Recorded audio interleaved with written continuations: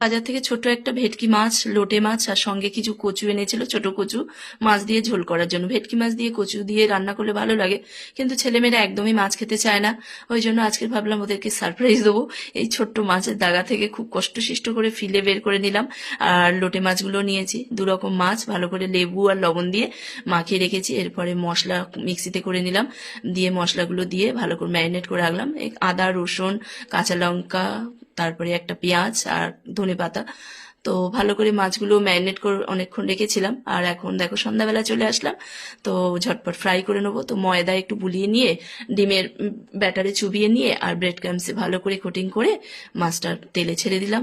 খুব সুন্দর করে ফ্রাই করে নিচ্ছি, ডবল কোট করে নিয়েছি, যেহেতু মাছগুলো ছোট ছোট পিস তো। আর সঙ্গে লোটে মাছ ছিল, তো দুটো মিলেমিশে মোটামুটি সন্ধ্যাবেলা চায়ের সঙ্গে একদম স্ন্যাক্সটা ভালো জমে গেল। আর সঙ্গে কাসুন্দি নিয়েছি, খুব সুন্দর আম কাসুন্দি।